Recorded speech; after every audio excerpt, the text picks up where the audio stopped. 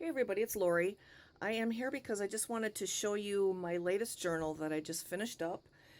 This one is inspired by the Outlander book series, and it is made using a digital journal kit that I just finished that is also Outlander inspired. And I want to just flip through it real quick here for you. Some of the stuff that is actually in the kit may not make a lot of sense to the people that only watch the TV show, but it'll probably make more sense to the people that are current with the book series. Now, because of copyright issues and everything, I couldn't use any of the character names or any of the fictional places that are listed in the book series by the author, but I did try and put a lot of the historical things that are talked about in the book that are, that don't have any copyright on them, and also use images and things, images and drawings and things of some of the places that are mentioned in the book that I think would probably resemble some of these fictional places. So anyway, I'm going to quit babbling here and just get going. For the outside of the book, I gutted an old children's book, and so I'm using the book cover and the spine and everything from the book for that. And the book was pink, so I painted it a couple of different purple colors. And then I used a little bit of fabric here on the spine. Well, first of all, it's bound using the pamphlet stitch. And I've got some fabric here on the spine, and then some pretty trim here. And then I just am using a little piece of a crocheted flower that I cut in half, and then a piece of junk jewelry, and then on the back, the other part of the flower, the crocheted flower, and just a piece of metal filigree, like a jewelry filigree piece. And then for the closure, I have a leather strap here that I think was probably just a bracelet, but I got it at Hobby Lobby a long time ago in the clearance section. And I just cut it in half, and then I glued one half to the cover and then the other half to the back. And then it's just closed with a lobster clasp here, which was part of the bracelet. So on the front and the back covers are actually pieces that I have included in the kit that I made.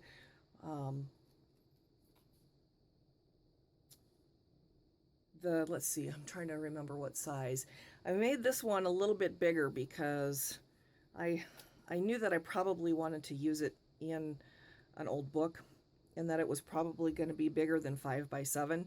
So the pages are let's see, 5.5 by 8.5. So they will print on, it'll cover a full 8.5 by 11 sheet of paper, and then as you'll see when we get inside, you could just fold them in half for the journal pages. So I'm going to go ahead and go in here. Now this one has just a little bit of stamping in it, lots of tags and some tuck spots. Not all of the tags are included in the kit because I didn't have as many tags in the kit as I needed for the book, because I wanted to put a whole bunch of them in here. So I basically just pulled out my drawer of odds and ends and pulled out some basically dug into my stash. So for example, this tag here came from my box of scraps. And then I have a lot of just plain coffee dyed shipping tags here with little fuzzy fibers on them. The kit includes 16 single pages and then 4 journaling sheets too for printing on the back of the main sheets. I did not put journaling lines on the journal pages this time, because I wanted it to, look more vintagey, and they didn't write on lined paper back then, so so I just left them blank and just tried to grunge it up as good as possible.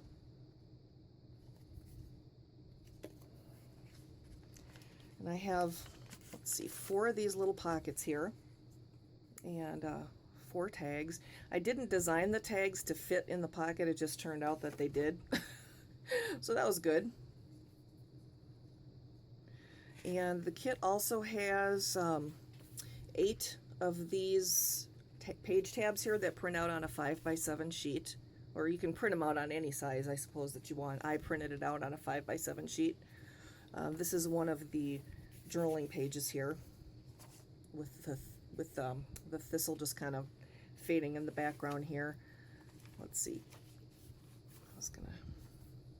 And this is one of the main pages.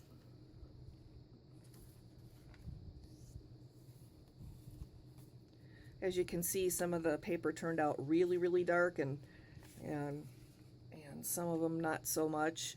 For the plain pages that I stamped here that are coffee dyed, I just used regular plain old copy paper. So it is not as thick as the main pages here for the journaling, you know, of the images and the journaling pages. This is also part of one of the journaling pages here. It's just a tartan. This is my page that's supposed to represent Claire. Claire and her time spent in the 1940s.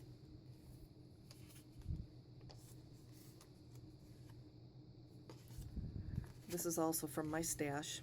This is, I believe, part of some Prima paper.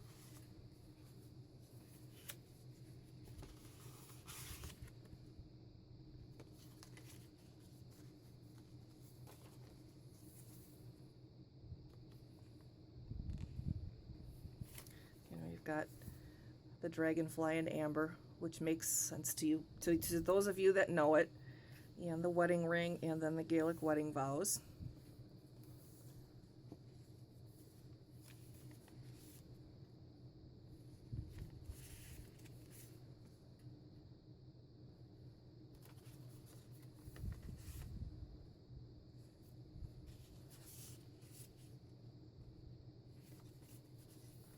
And this is just a card, actually, that I stuck in there.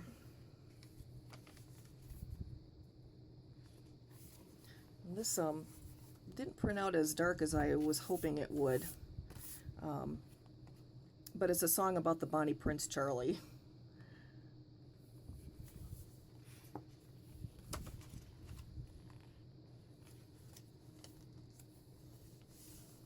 And these are also just a couple of pieces that I had in my stash.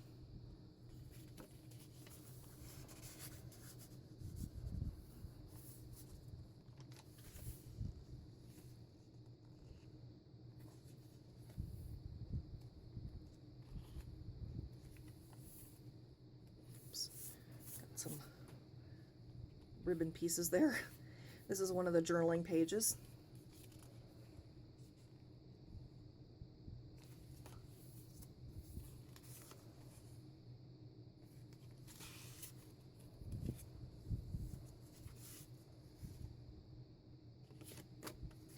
Another piece from my box o' fun.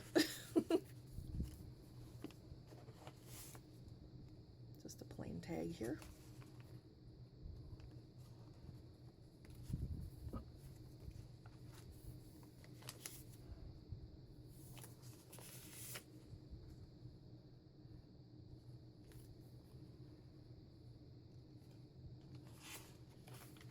As you can see, this book is really good and grunged up. I wanted it to look really vintagey.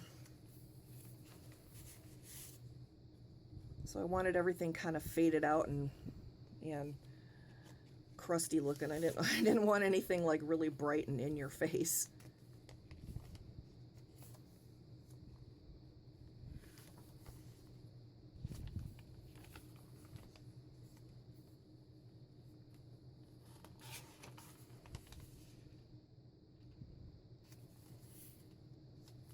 Which reminds me, before I forget,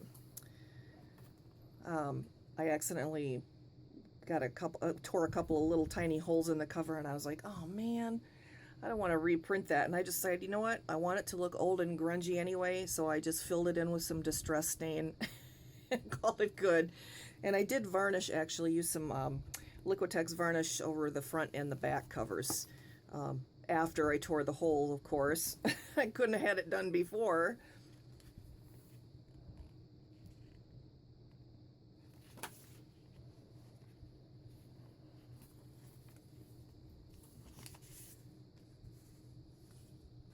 This is just an old bookmark that I had in my package of stuff.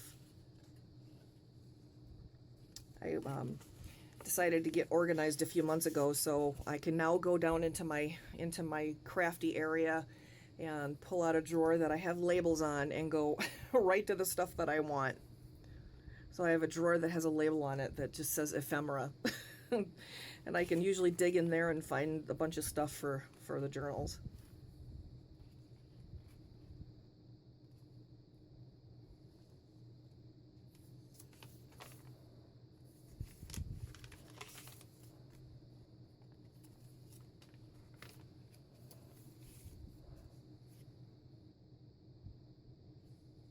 This I did not make.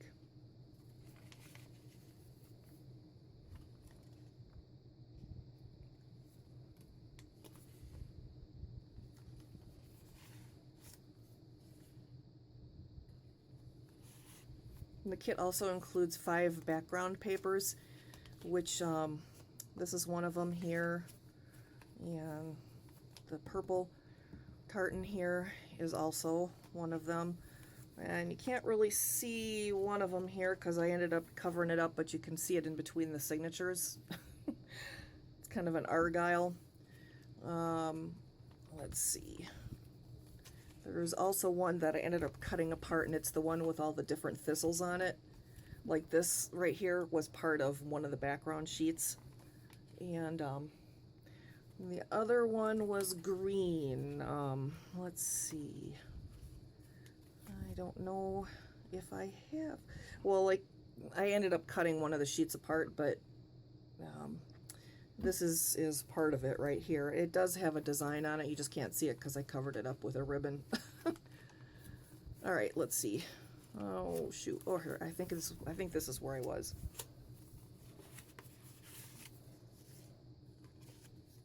This is some more Prima paper.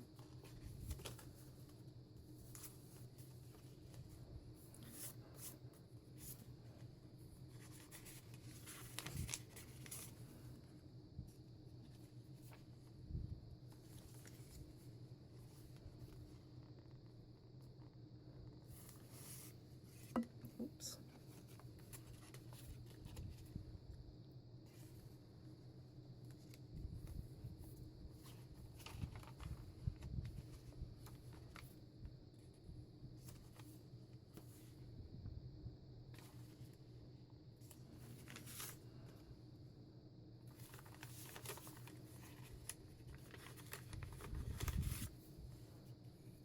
This is from one of the Tim Holtz stacks, and another part of that one background sheet that I cut apart.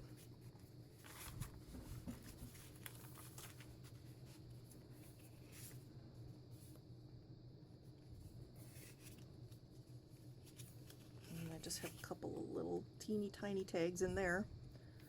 And that, oh, this is also came from my stash of stuff. That would be it. That is the whole journal. I hope you guys like it, and thanks so much for watching, and if you have any questions, let me know. I will catch you later.